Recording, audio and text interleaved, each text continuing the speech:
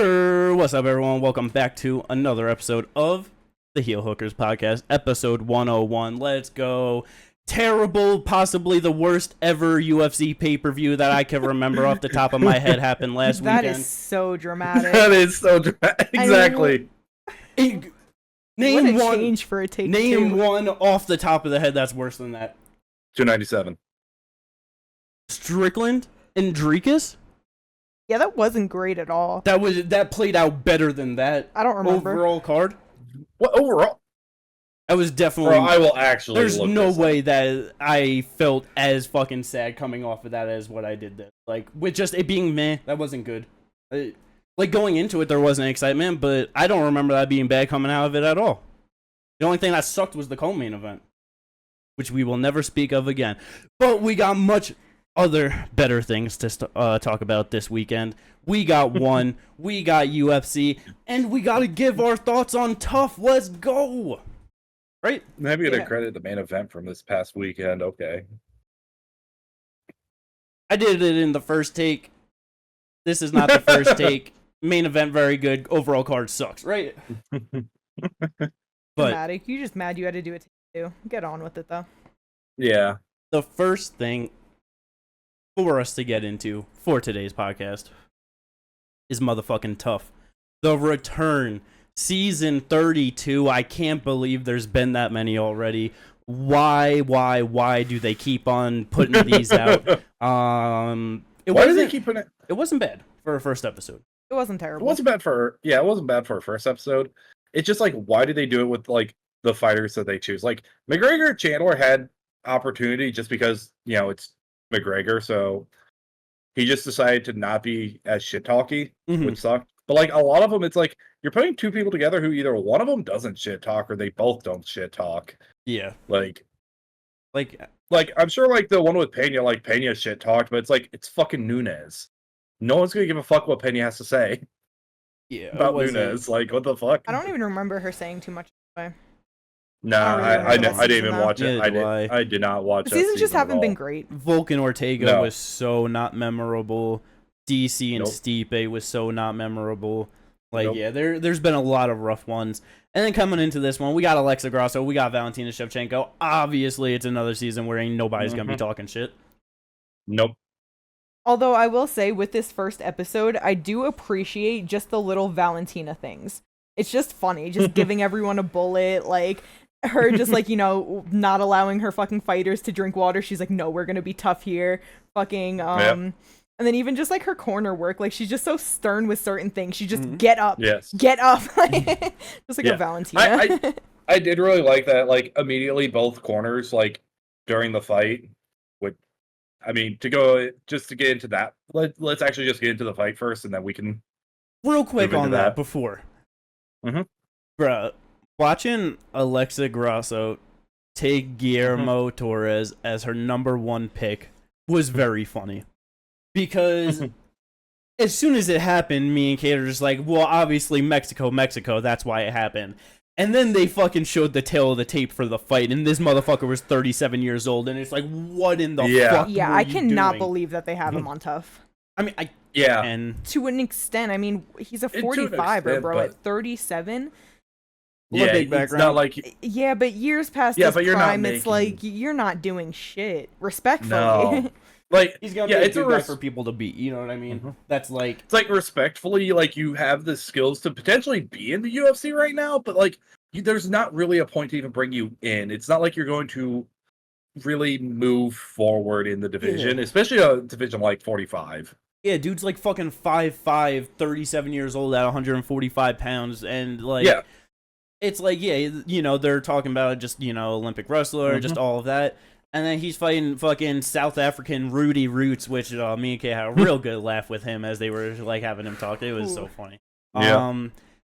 But this dude just, like, round 2 was not his round. Like, he got control, taken down, whatever. But, like, 1 and 3, just dominating Torres in the clinch consistently. That was such good work. Yeah, the those knees to the knees- body It was. vicious. The knees to man. And the head. the knees to the head in the first, yeah. Yeah, But that was the thing. The way That, Guillermo was just so willing to keep his head down, and what did he eat? 3 or 4 knees 4 before he clean finally ducked the 5th? Like, pull his Yeah. head out, yeah.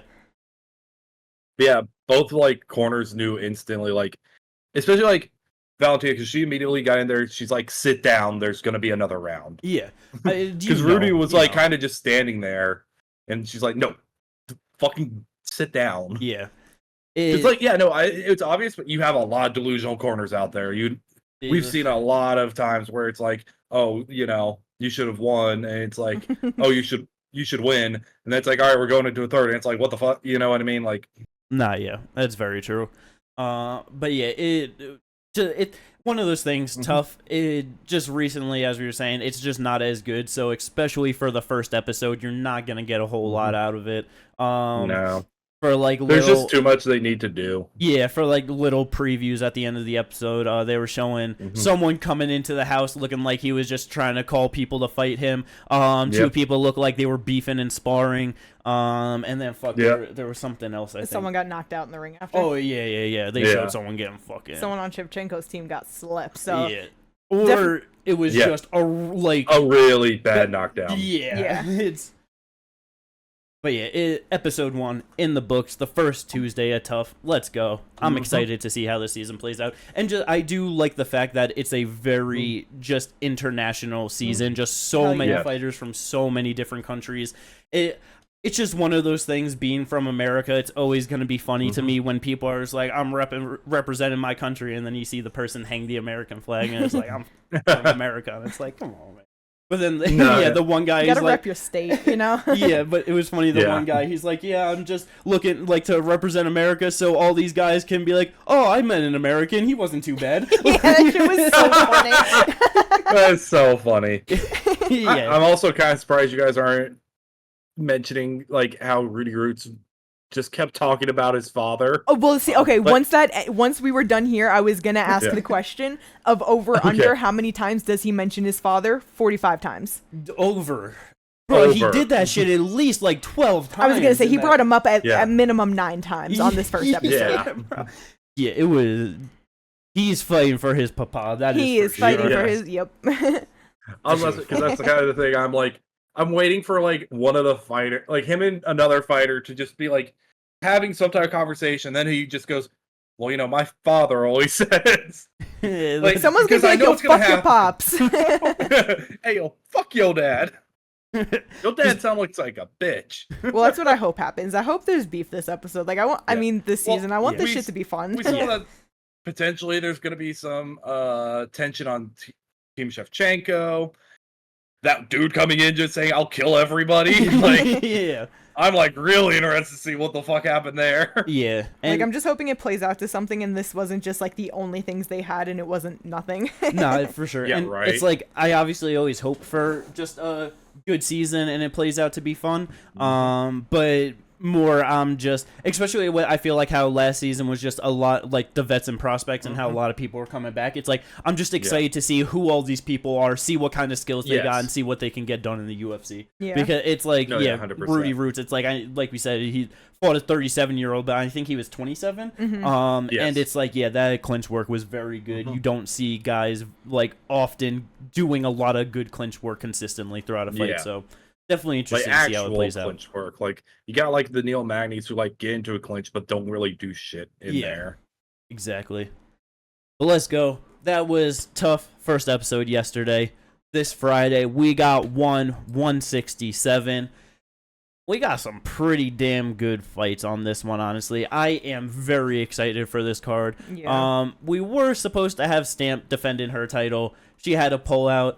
It sucks, but I feel like it's probably good for her in reality. Yes and no. Why do you say no? Well, because the thing is that she's still scheduled to fight in September. Yes. She had surgery like a week ago now, right? Like a week and a half, 2 weeks, somewhere Whenever along they there. announced it, she just had the surgery. Yeah, so that's what I'm saying. Like, it's been in like the past 2 weeks. If she had to go to surgery for it, it was obviously bad enough that you know, like she's on the cast, like she's not gonna be able to bear weight right away. Like it looked like it was more of a deep surgery. She's gonna have to recover and then she's gonna get right back into training. Like, is she gonna give herself the proper time to recover? Is she actually gonna be good? And like, you know what I mean? I don't know. So that's why I'm just saying, like, I hope she doesn't push herself because she's like, oh no, I have this fight in September. I have to get ready right away. And once she's like cleared to go, or even beforehand, you know? Yeah, that's true. That is barely over 3 months. So Yeah. And what was the exact injury? I forget what she tore in her knee. Gotcha. Okay. But yeah.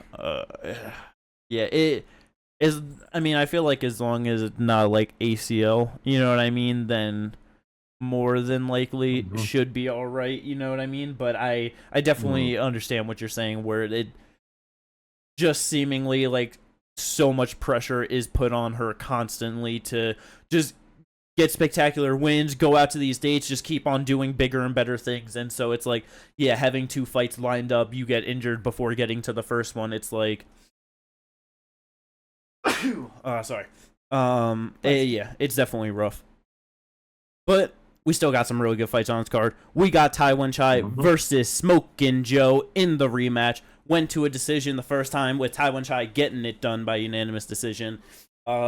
These two are just 2 action fighters that are going to go out there and have a fun-ass fight. I'm just very excited for this one. But that's not even... It's not even what I'm most excited for, honestly. Yeah, not at all. It's going to be great. Taiwan Chai's awesome. He's going to fucking rip some crazy left kicks and some big left hands on like Smokin' Joe, you know? But we got the motherfucking return of Rod Tang. Let's go. It's crazy that it's already been fucking 5 months. He was supposed to fight Tekeru in January on 165, I think it was. Something like that. Something like that. But had to pull out due to, I think it was a right hand injury that he got. But now he's finally back in June. I have no idea who he's fighting, but it never fucking matters because it's just all about Rod Tang. You know what I mean? Yeah, Rod Tang's about to fuck this guy up. I really hope we know him. It's the Bosnian Menace. Oh, okay. Yeah, I didn't really... So in his last fight, he ended up getting the decision, like, Jacob Smith. He's on a 2-fight winning streak, but he's been fucked up a couple times. He's also 39 years old. Oh my goodness. So, yeah, that... I just assume that Rod Tang is gonna make easy work of this older man. Who did he beat in Bellator? When did he fight in Bellator? Bellator 57, Chuck Maddie. A 5-6 fighter. Alright, yeah, this guy is getting... Oh, wow, back in 2011. This guy is getting absolutely brutalized by Rod Tang. Yeah. Oh, I feel bad for stuff like that. You know what I mean? It's like, it's nice sometimes because it's like, you know, guys just get big opportunities to shine in a really big moment and overperform compared to what they've done, you know, but it's like 99% of the time they're just getting set up for slaughter, you know. It's just yeah, that's gonna be brutal. But so there's certain things like with this card that I'm actually excited for, like this next one coming up, because I feel like with one cards, a lot of times it's just like, yeah, we have fights and I know these people, so I'm excited for it, but like there's actual interest behind certain things. Yes. Like Mikey Musumeci has another grappling bout. It is up at 145, probably because he's meeting Cade at, what is it, 155 in September? No, 170. 170? Oh, yeah, sorry. Yeah, they call it lightweight. Yeah. Yes. Yeah. Won't always be fucking me up with that. But I know. So yeah, he's it going fucks up me to... up when I look at Tapology too. That's when it... Sorry, go. No, you're good. But so yeah, he's going up to 170. But yeah, he's having a match at 145 against this guy Souza. And this is the last person to have beaten Mikey a couple years ago. And it's like, okay, how is this going to play out now? Last time they grappled was September 25th of 2021. And he subbed Mikey, right? Yeah. North-South choke. Yeah. That's... And like, yeah, so it's like he hasn't lost in fucking 3 years. This is the last person he lost to. I'm just like, yeah, like I'm actually very curious. Like, how is this gonna go? Because every time Mikey goes in there, we just automatically assume like he's gonna grapple the shit out of this guy. He's gonna get the finish. Mikey is a monster. Like he's unbeatable. Whatever. Obviously, like I know he's taken losses, but you know, in one he has just been this force. And it's like, how the fuck old is he now? Yeah. He's 27 now, you know what I mean? So it's like literally starting to get into his physical prime. Yeah. And that grappling match was had a 155 limit, so so that's a lot. That's 10 pounds up from where they're grappling right now. True. So yeah, the guy he's grappling is also 27 though. Yeah.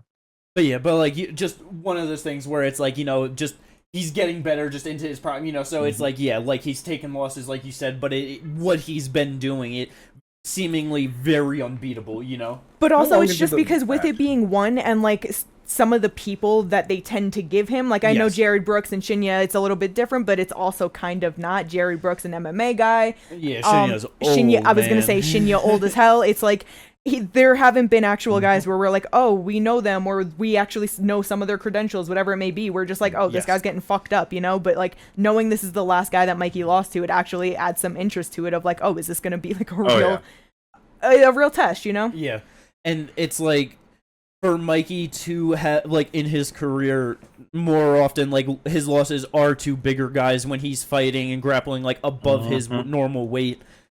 To have 2 motherfucking bouts set up for him, like, for this to be his first one, again, like, the last guy that he lost to, in preparation to go an extra 25 pounds up to take on Cade Ruotolo, like, it's so fucking crazy what one is doing this year, man, with just setting up their fighters. It's like, I love it because there's so much just fucking, like, great things can happen and, like, you know, could really just set up for awesome storylines and just whatever, but, like, looking at it from, like, the fighter perspective, it's like, holy fuck, man, what a year these, like, stars have lined up in front of them to really try and get done for one championship, you know? No, seriously. And I wonder if it's, like, all of the struggles that have, like, with financials and, like, contracts and all of these things that have been coming to light with one recently, I wonder if this is them, like, really trying to, like, we need a big year. We need big shit to happen. So if we're just like, hey, we have our 5 biggest stars lined up on 2 fight cards together, then that's awesome, right? Yeah, but it's just Well, so fucking crazy. Risky business one is doing. Right, but because if they pull it off and all the fighters, like, because with crazy. Mikey, if they would have just had him grappling some random guy right now and then just another random guy in September, I'd be like, whatever, it's grappling, it's cool. But with the move up from 135, now you're going up to 145 against the last guy you lost to make your way up to 170 against our current champ, Kate. Like, it's just, it's fucked up. That shit is so crazy. Yeah.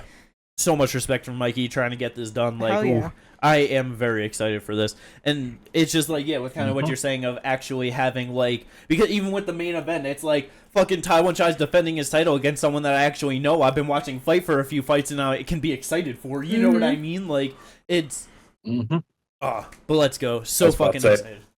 He subbed him about in 11 minutes and 7 seconds. It was a 15-minute round. Okay, so one it was championship, a late 10 minutes, so.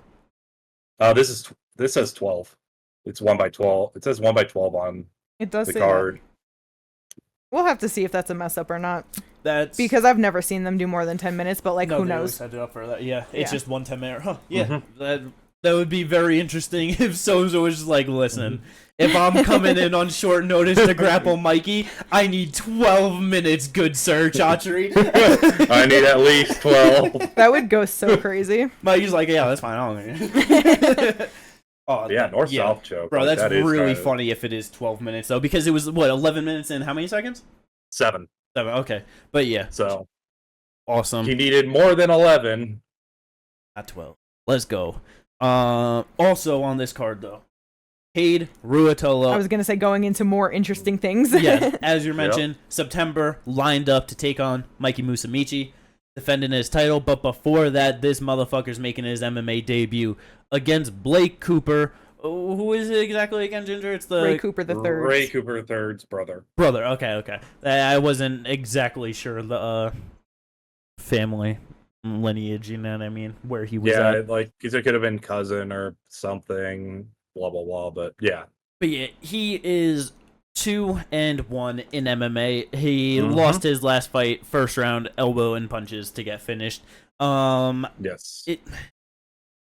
It's just one of those things where when you have such a good talent like Cade Ruotolo in one specific area of the game, and he makes his way into MMA, more than likely, it's gonna take a while or a little bit for him to actually face someone that can deal with him. You know what I mean? Yeah. Like, No, yeah, for sure, because it's like he has good aggression, wrestling, and obviously grappling, and like throwing some strikes and actually being able to, like, I'm sure he'll take it to the ground, but either way, it's like, and looking, so, what's his name? Blake, he's 5'7", there's no reach on there.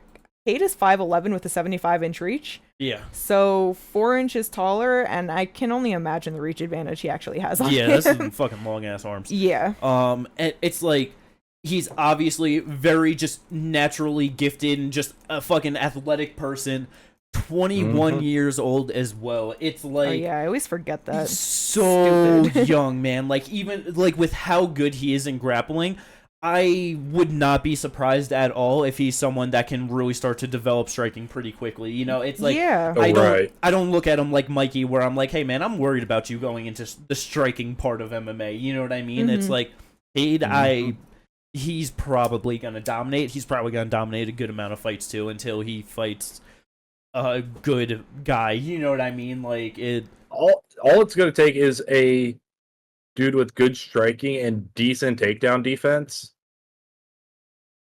to really do something. Because the reason I bring up only decent takedown defense is just because you have to get in on the shot to be able to do something. If you have good enough striking, you can be backing up and striking at the same time while also defending a takedown. Yeah.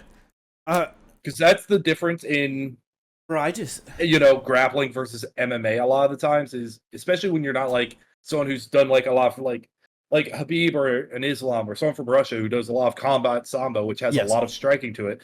You're used to getting hit like that. You're used to having to take some hits. But people who mainly do like jiu-jitsu or wrestling don't really have to deal with that. You know what I mean? But to Jimmy's point, with him only being 21 years old, it's like he has such a great base for coming into MMA. No, this he is does. such a good age to getting into it that it's like there's no way that by 25 he won't have such a better refined skill set and be used to shit like that. You know what I mean? Like no. I understand that. I'm not saying like then. I'm saying like just like right now for this fight. Right now, like not even in this fight, but like 3, 4 fights, depending on how many times he fights a year.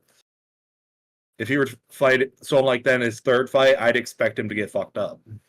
Yeah, I guess for me with it, because it's like he's just so dynamic with the grappling, where it's like is gonna like kind of like Charles Oliveira with Dustin. It's like third round couldn't take him down, so he just fucking duck under the arm, back take from fucking standing up, grab the choke. Then you know what I mean? Like I feel like he's that can happen. He could do that to a lot of motherfuckers. That's why I feel like it's probably gonna need like just like an actually very solid, well-rounded fighter at all levels of the game. You know what I mean? Like I get that. Like I don't know. Like I could if. Obviously, we don't know, like, Christian Lee coming back, whatever, or just anything, but it's, like, with him still currently, like, sitting at that spot as the champ, I genuinely think it probably takes to, like, that kind of a level for him to face adversity. Yeah. Or, like, real adversity that he might not be able to come back from, you know? Like, no, I get that. But, yeah, either way, yeah, and it's also 21 years old. Just always so crazy, man. Yes. Very excited for this, though. This should be a whole lot of fun. I feel like the next notable thing about this card, well, sorry, unless you were going to go to something closer, because I was going to say Adrian Lee making his MMA debut. Yeah. That is definitely the younger brother of Angela, Christian, and Victoria. He's 18 years old, and yeah, MMA debut, starting off in one championship with just it's like it's one of those things where obviously one is a promotion that can like do that for him, you know, but I don't know, it's always just a crazy thing in my head where it's like, damn, just from day one, like you were in like a big spotlight and just, you know what I mean? Yeah, he's fighting a guy who is 1-0 himself, so it's not like, you know, but with him being Adrian Lee, I'm sure that they'll set him up with a couple good fights. I was about to say, he's fighting Antonio Mammarelli.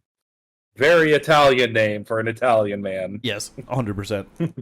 Yeah, they're gonna fucking give this man fights that he should easily win until he's probably like 6-0, 7. Not only just easily win, but like people who like it actually makes sense for him to be fighting, like people who are within his experience level in terms of fights and fight experience, like because this dude he's 1-0 in professional. He has a couple amateur fights. I think I saw like 4 or 5. More than no, that. He has 5 wins. He went 5 and 3. Yeah, 5 and 3. But like again though, that's amateurs. There's different rule sets, all that for it. He lost in every way in amateur. Sub KO and decision. Yes. Nice. That's awesome. Look, he needed to lose in those ways to get used to it. It's a mindset thing. Losses still matter in the Annies. But yeah, and I just realizing too that 170 pounds, so he fights at lightweight. Yeah. You think that maybe one day they're gonna build to like a fucking Adrian Lee, K. Ruotolo match? That could be a good one. Both making their MMA debuts on the same card. Maybe eventually. Maybe a I wouldn't be storyline. surprised. But I guess I just realized that Cage is fighting at 155 pounds though. So that'd be featherweight. That doesn't seem right. Well, maybe it's because it's 155 for their featherweight that he's just actually fighting, like, willing to fight at 155 for MMA. That makes sense. Yeah, I guess it would make sense trying to cut down more to MMA than grappling, but yeah. Let's go. Last thing that I just kind of feel like bringing up real quick for this card, Johan Ghazali. This dude, I believe Tapology doesn't have it. I believe he's 17 years old still. Came into one championship last year, five fights, 5 wins. And this dude is young as motherfucking shit. It's crazy. He's so good. I'm just very excited to see him perform every time he gets out there. Yeah. So let's go to Johan. Flag. Is that? Malaysia. Okay. Yeah. Oh, I could have told you that, Ginger. You just gotta I ask don't know Kate for the flags. Like that. Yes, it says he's still 17. Yeah. Elsewhere, so that's what I thought. But yeah, 2006. Easy. This motherfucker's born in 2006 and he beat the absolute dog piss out of me. It's crazy. Jesus Christ, I was 10. 2006. God. That's awesome. Well, let's go. That's one championship, 167. Very excited for that on Friday. But on Saturday, we got some UFC, the fight card that Ginger is oh so excited for because he will be there live. So that's awesome. I will be in attendance. Not gonna lie, kind of sucks for on the road card. Not the it definitely is not the greatest. It's really funny because I remember it being better, and then I looked at it and I was like, "This isn't how I remember it." But there isn't all these canceled fights, so I don't know what I thought. Yep, I have that same exact thought. I don't know, just it all laid out and it all coming up ahead of us. It's like. Ooh, alright, let's get into it. Main event. The main event is very good. Yes. Jared Cannonier finally coming back. When was the last time this motherfucking fought? It has been so long. Mid 23? Yeah. Damn, almost a year to the day against Marvin Vettori. June 17th of 23 was the last time he fought. He put a beating on Vettori. Yeah, that was one of his greatest performances that he's ever put on, other than the first round Southpaw incident. You know what I mean? But it's okay. Looked very good in that one. Nasruddin Imavov, he's been looking pretty good as well. Definitely starting to come into his own. I feel like Jared should be able to win this one, but I don't know. Just coming off the injury, just getting older, this could easily... I wouldn't be surprised if Nasruddin goes out there, puts some hands on him, and probably finishes him in under 2 rounds, honestly. It's possible. I'd be a little surprised. Yeah, I would be. Would you? This man... Yeah. I would be surprised because this man hasn't been finished at middleweight. Yeah, he's only been finished twice in his career. Like, I know he's 40 years old now. Like, I do agree with, like, the age getting up there. But it's just, like, hard to believe that in a course of 1 year, the performance he got, like, he put on Vettori would just decline that much. You know, like, I agree that he's getting up there. Like, the fact that he's performing like that around at fucking 39 is just insane. Yes. After having an injury, like, obviously I could see it slowing down some or whatever, but it's like, Nasruddin just, he's solid, but he's not that great, you know? Yeah. My thing is, I understand what you mean, but he's a very good, especially, he's a very good counter striker, and he's very precise. And he's definitely getting better. Like, even though, he has, he definitely is. He is still young. Like, he's 28. I'm not trying to be a dick, like, saying, like, oh, he's not great, but at levels, you know? I understand. He's definitely top 15. I just don't know if he's top 5 right now. Like, I guess the thing for me is, it's just, like, how much cleaner of a striker he is compared to Marvin Vettori. No, yeah. Marvin is not, like, he's a fucking brute of a man, but in terms of that division, he's not a power puncher either or anything.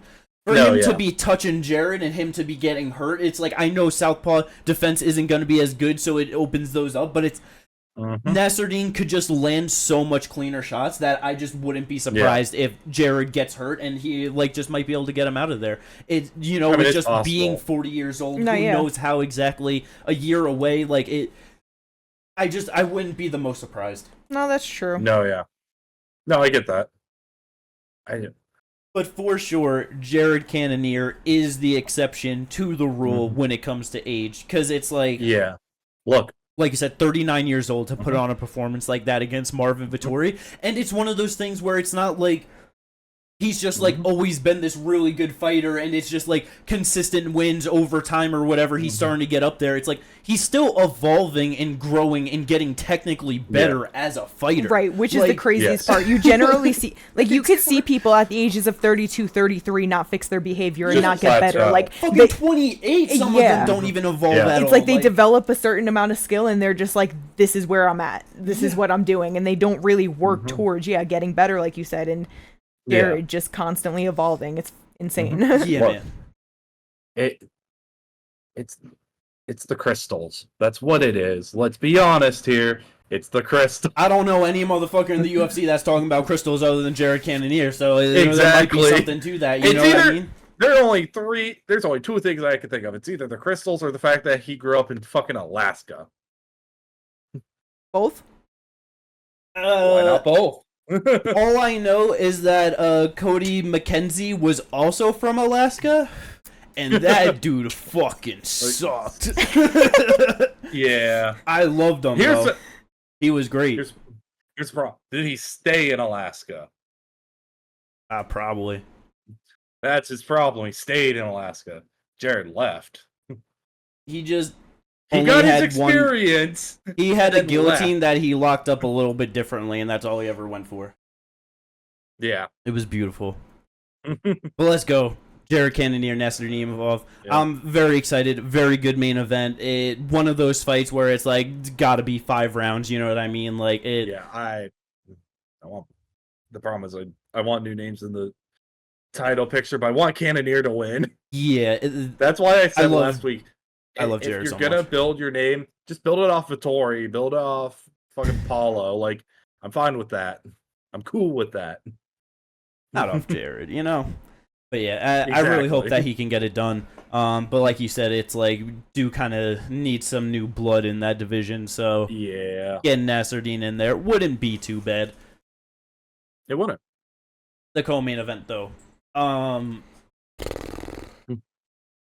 I don't know if this is actually better than Dominic Reyes fighting Carlos Ulberg. I'm very scared. Dustin Jacoby, he's not the greatest fighter in the world.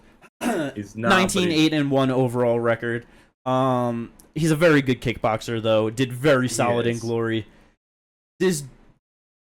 I just feel like the striking difference is going to be very apparent, and all of Dustin Jacoby's UFC finishes come in the first round. I think he's going to keep with that trend, and we're probably going to see Dominic Reyes take another loss in a row by TK. Yeah. Do you think maybe by the fucking goddamn grace of Dustin Jacoby that he'll do it via leg kicks? No. Well, that was my hope. I hope. Sorry to dash your hope. But if Jan Blachowicz was landing those body kicks and that wasn't able to fold Dominic, I don't think the leg kicks are going to fold him. I'm sorry. Who knows? Yeah, okay, you got any big thoughts on that fight? Maybe Dom Reyes will knock him out in the first round. I mean, I don't believe that at all. Hey, that's not the craziest thing to think. He does have a really good straight left hand. If he can land it, Dustin doesn't have the greatest chin. Like, it is possible. It's not likely, but it is possible. I would be very surprised, honestly. Or Dom is just better, so he doesn't get hit. And then he makes it out of the first round, and therefore Jacoby gasses out and he can't win the decision. Bro, the last time he lost a fight via knockout that was on the feet was back in 2014 when he got knocked out by Poatan in Glory. Why do you think I don't sound confident when I'm saying? I'm just saying maybe, hopefully. It was also like to Ginger, yeah. Like I'm going with the puncher's chance. I'm not saying he can. I'm not saying it will happen.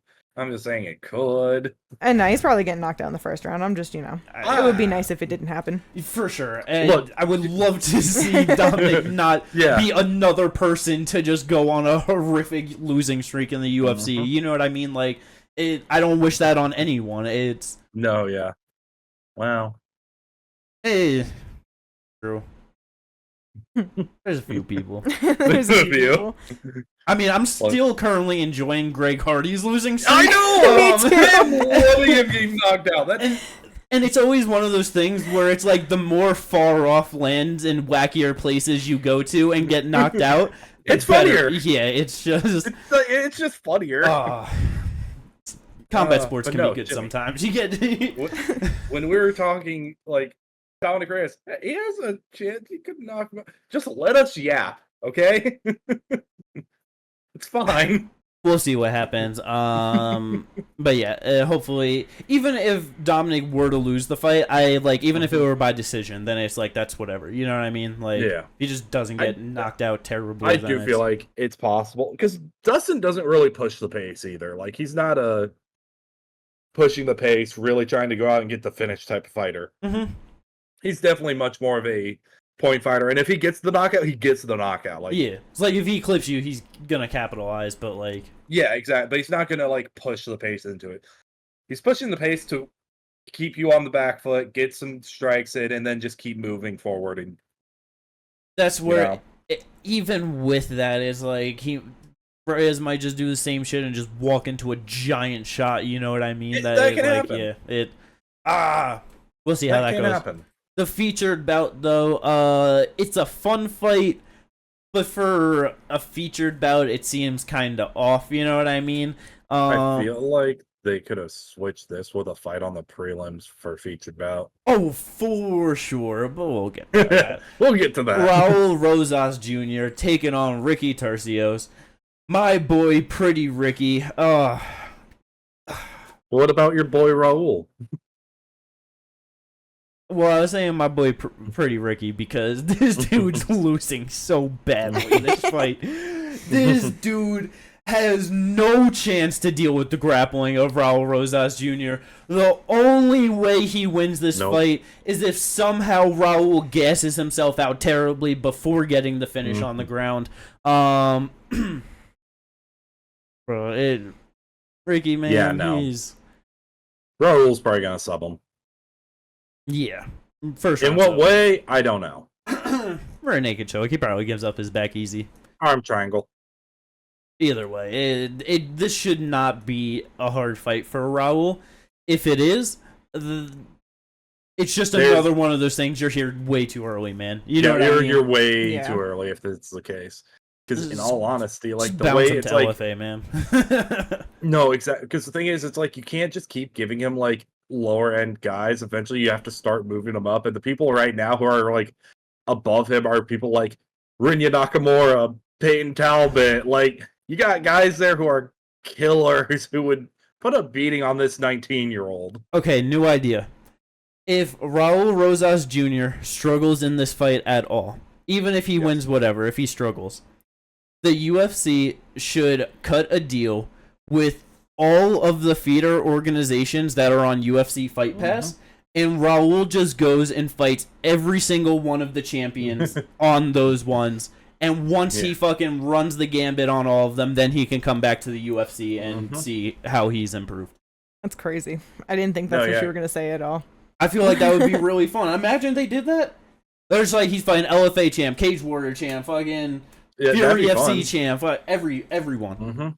And he just got all the belts. He just comes back to the UFC just fucking strapped up.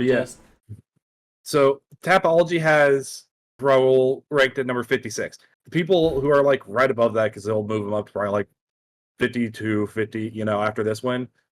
Vinicius Oliveira, Cameron Simon, Rinya Taylor, Damon Blackshear. He gets fucked up by these guys. He's not. I just don't think, especially if he struggles in this fight, he is not on the level. Yeah. He just isn't. With the way Rinya wrestles, I guarantee you he can stuff the takedowns, and then it's a striking fight.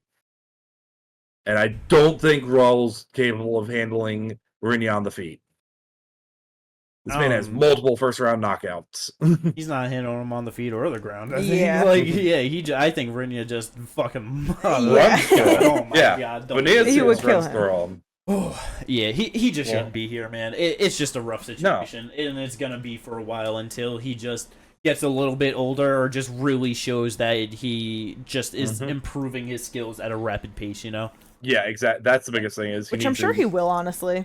It's like he's already in the spotlight. He already, I know he'd be training with, for one person that I know, he trains with Patchy Mix a lot, but, I'm sure that he just goes around or, trains with the high-level people. I can only imagine that at 18 being in the UFC and just, having that pressure, he's probably working consistently to try to do better. Yeah. Taking that first loss, knowing, okay, my cardio is shit, and just actually feeling damn, I'm not, unstoppable, you know what I mean? I'm sure that really affected it, too, at least I'm hoping for it. Very true. That fight, he definitely still had that I'm 18, I'm invincible mindset.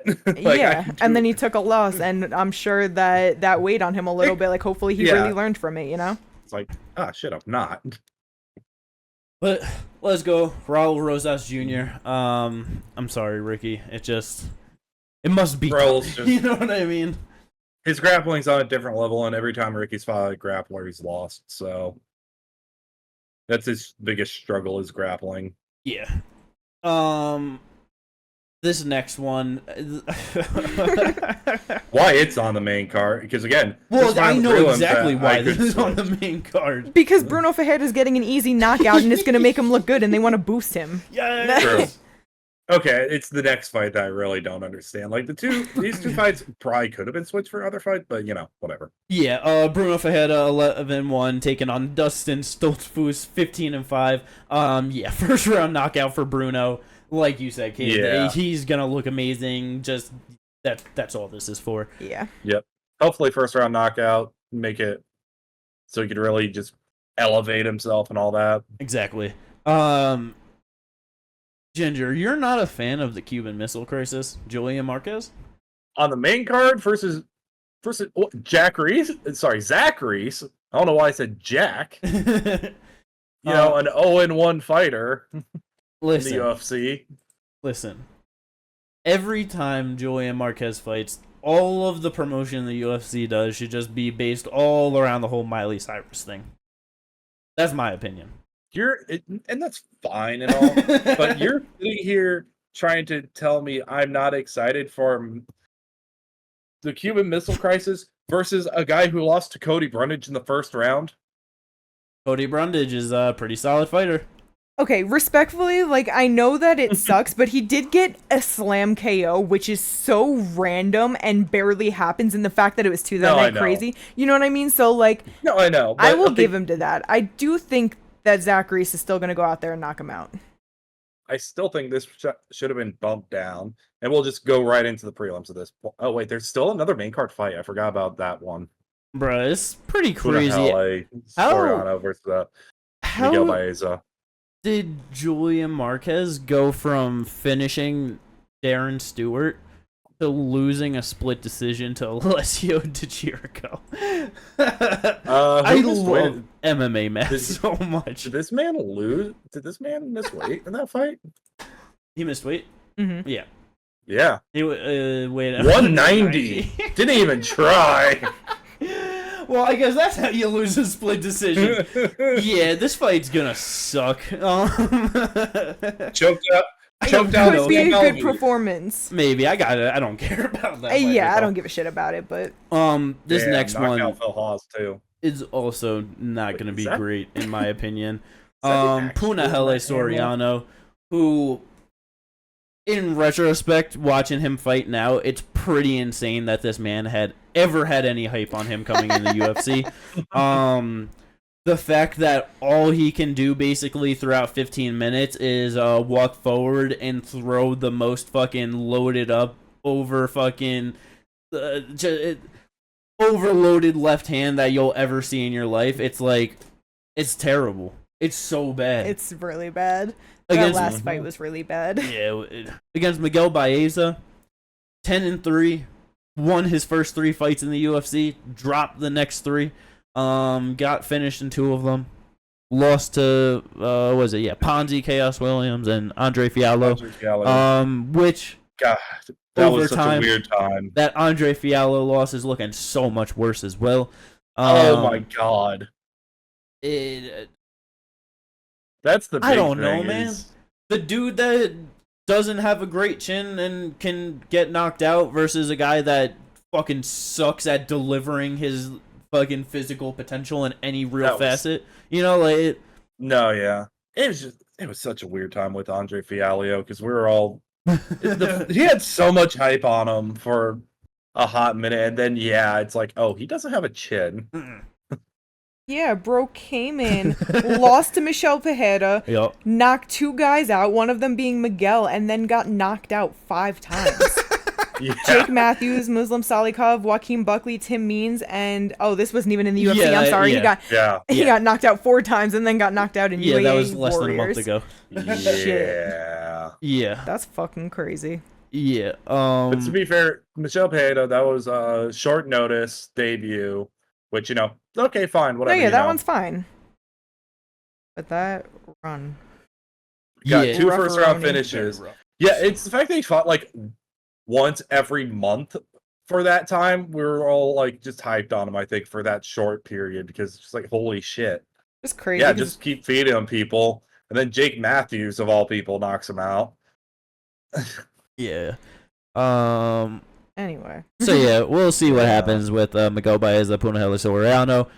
Main card opener. The prelims, there's some stuff on there. Easily the best fight on the prelim main event. Don't know how this isn't on the main card. I mean, probably because they want some real blood to life to the fucking prelims, you know what I mean? Have some oomph to it. Yeah. Thiago Moises versus Ludovic Klein. Great fight at 155 pounds. So good. Mm-hmm. There will be blood in that one for sure. 100%. I feel like I'd be kind of surprised if it goes all 3. I feel like they're gonna fucking bang it out, and I mean, maybe Thiago like just gets to a lot of grappling and like just gets some control time off, so it kind of can stall it out. But I don't know. I feel like that's gonna be a very good fight. I feel like it's gonna be a finish. Yeah. Anything else on the prelims that you guys are interested in?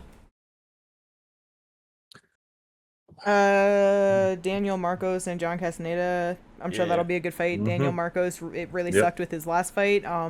He was easily beating the shit out of Arichi Lang, and then there was an unintentional groin strike, and it went to a no contest. So he's now 15-0 with 1 no contest, but hopefully he can stay undefeated in this fight. I feel like he can. He's a very solid fighter. Yes. Yeah. I was about to say, just another fight that I just want to bring up because it's the opening fight of the prelims. I'm gonna mispronounce the name. Yep. Pooja Tumar? I'm pretty sure it's Pooja Tumar. Yeah. Just really interesting because it's the first Indian woman fighting in the UFC, so hopefully she does extremely well. Yep. Love seeing like the expansion of MMA into like around the world and all that, seeing all the new like people coming from other countries and stuff into the UFC and just in general. Yeah. So I'm kind of hyped for that fight. No, yeah. Especially like thing is like with this card, I will be there from fight fucking 1. Yeah, that's gonna be so awesome. Oh yeah. But yeah, those were definitely the 2 biggest things in my mind for the prelims. We got Denise Gomes versus Eduardo Mora, which I do think that'll be a good fight too. Yeah, but like you said, Ginger, I just love to see just people like starting to try and pave the way for other fighters. You know what I mean? As soon as something happens for the first time, it's much easier for it just to happen over and over again. So yep. Let's go. That is UFC Fight Night. Cannonier versus Imavov. Very nice. Fight news. We don't got the most going on this week, but I'd say probably the biggest thing going on is this whole McNugget shit, right? Where are you at, McNuggets, you fucking piece of shit? You better show up June 29th. Yeah, I hope the fight still happens. Yeah. Bro, what does... First thing. If Conor does not fight on that card, do the fans riot? Because they already have made over $20 million at the gate due to the fact that it's Conor McGregor's return.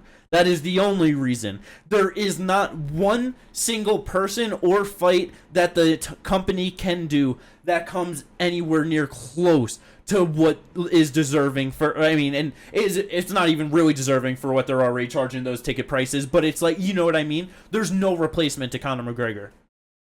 Yeah, there's no single fight. It would literally have to be UFC 300 stacked out. Yeah, and even more than that. The 5 best title fights that you could do right now. Yeah. It still probably won't even do as many pay-per-view buys.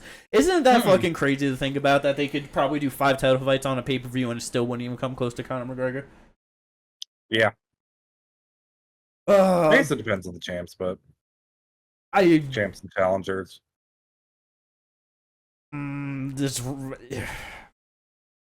I still think that the best champs and challengers you could put together, Conor coming back versus Chandler, still probably does more on pay-per-view buys. More likely. Because it's just, even though like there's all of those names, that it's like all the people that are fans who like whatever that are watching, they're gonna be like 100% I'm watching, buying whatever, but it's like it's not the one name that's Conor to reach out to the wider array of people that don't care about MMA like that. Yeah.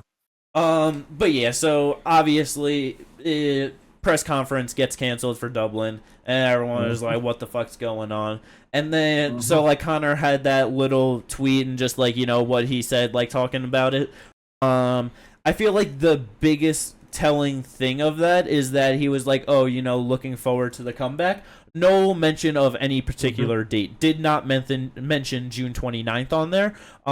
So that's kind of an iffy thing. On Monday, Ariel, because Ariel had been talking about this, obviously going to be the most reliable source in terms of whatever information that's floating out there. Because he probably knows everything that's going on, but can only say so much, you know. But Monday, just saying that things kind of not looking good. UFC's reaching out to other people for potential replacements or like an entirely new fight altogether. But then today he's saying that things are looking much more positive and that hopefully there shouldn't be a problem. I don't know. It's just like, what the fuck could it be that like the UFC is actually doing all of this on purpose as a marketing scheme? That's entirely possible. I wouldn't doubt it. They're like, let's get the fans all riled up. They'll be fucking pissed, bro. But then when you actually do fight, they'll be even happier. Yeah, I can see it. The UFC is kind of scummy like that. I could definitely see them trying something like that. It's just one of those things where it's just like, I also just feel like, I don't know. Because, like, that is the thing, because McGregor has not pulled out of a UFC fight at all. Not once. Even when he had opportunities to, and had, like... So... Yes. He's very consistent for showing up when he says he's showing up. Yeah, exactly. That's why, like, for the longest time, I was like, I'm not believing Conor's fighting until I see him, like, sign a contract and step into the cage. Yeah. Like, once he signed that contract, I'm like, all right, this fight's, I guess, happening. Once it was officially announced, especially by Dana, it's like, all right, this fight's happening. Yeah. So... I don't... It's very weird. Like you said, I wouldn't be the most surprised. I don't know. I feel like especially off of the back of, like, UFC 300, it's like, before they announced that main event, everyone going crazy with the speculations of what's going on, what's going to happen, main event, what's going to, like, what are the title fights, what, you know what I mean? They just might be like, yeah, people, if we just cancel this, because, yeah, it's a big press conference to cancel, the tickets were free. They had 10,000 tickets sold, but they were free tickets. They weren't actually looking to make money off of that.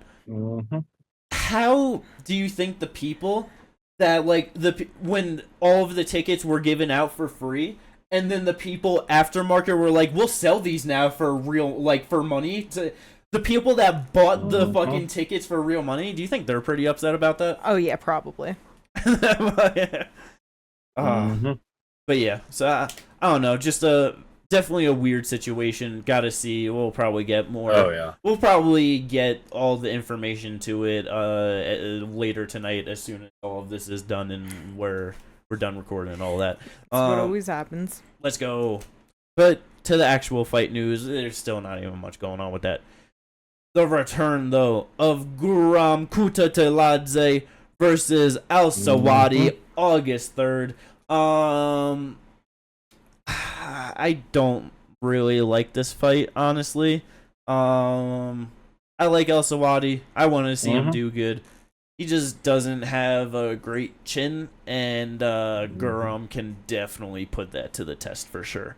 So for Guram fans, I'm sure they're probably pretty excited, but being fans of both of them, I'm just like, it's a rough one. June 15th, though, motherfucking Ikram. This dude has just been struggling with his UFC career and trying to get fights fucking lined up and people actually staying in it. It has been all over the place since he's got here. But he's fighting Antonio Tricali, making his UFC debut, I believe. I don't remember that name. I don't know nothing about him, so I just have to he's assume. making his debut. First round knockout from, I guess, on Apex card. I mean, it's possible. Is Ikram More than likely better than Hamza because he can actually fight in Vegas? he can actually fight in the U.S. It's just one of those things where all about Ikram. So just happy that he's back. I don't really care who he's fighting. I'm gonna be interested, you know. Yeah. This next one, though, main event for Denver, Colorado, July 13th, locked in and loaded, ready to go. Rose Namajunas, she is back, taking on Macy Barber.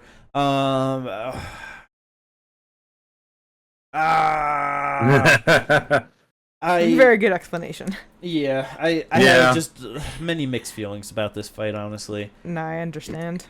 I just feel like Rose should really be able to win, but I'm just still not 100% sure on where she's actually at 125 pounds at this point in her career. Macy, I'm still consistently going to doubt her every single time she goes out there, but she keeps on proving me wrong, getting good wins and looking better every time out.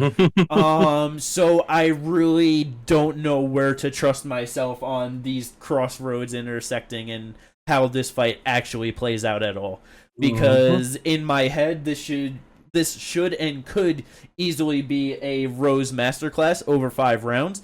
But I don't know if Macy's just going to go out there, put big punches on her, take her down, and then get like a ground and pound finish by round 3 or something. Like I genuinely have no idea. I don't know if you guys have any more solid thoughts on this fight. Not at all. No, not really. But main event for Denver, Colorado. It's a very good one, so definitely happy to see that. Also on that card, though, a very solid fight. Fan favorites on both sides. Drew Dober versus Mike Davis. It's just funny. Is like Mike Davis, one of those guys, not very active and just I don't know, like. Just not very active, and like usually when I like just see him or whatever things, he's not like really a hyped guy. But like you fucking see people talking about him, like just fans, like comments and stuff like that. People are motherfucking love Mike Davis. Yeah, because he's a good fighter. No, I know, but it's just like I don't know. It's just one of those where just. I guess for me, it's just kind of surprising, just like me seemingly a random guy that like people are just behind, and it's like that's just cool to see. Yeah. No, yeah. I mean, it does seem like he is trying to pick up his activity a little bit because he's fought once a year since 2019, or he fought twice a year that year. he fought a lot that year actually, but he wasn't in the UFC that whole year, so it makes sense. But like, you know, since he got into the UFC, he fought 2019, 2021, 2022, 2024. So the fact that he has another fight now, that's good for him, and it's Drew Dober, so that's like a real step up. Yeah. He looked really good against Natan Levy in his last fight, just very calm and composed, and got the finish in the second round. Like, yeah, fucking first punch that he touched him with hurt him real bad in that fight. So, you know, fucking Drew Dober's always looking out there to fucking sprawl and brawl. He ain't trying to fucking grapple. He wants to fucking bang it out on the feet. So, ooh-wee, this is gonna be explosivity at its finest at high altitude. Explosivity at its finest. Yeah, shout out 5000. Let's fucking go. But that is all of the fights, all of the announcements, all of the shit to talk about for this week. I hope everyone enjoyed this episode of the podcast. Like and subscribe if you did. Ginger, you go enjoy motherfucking Louisville, Kentucky. And we will catch you on the review. Peace out, everyone.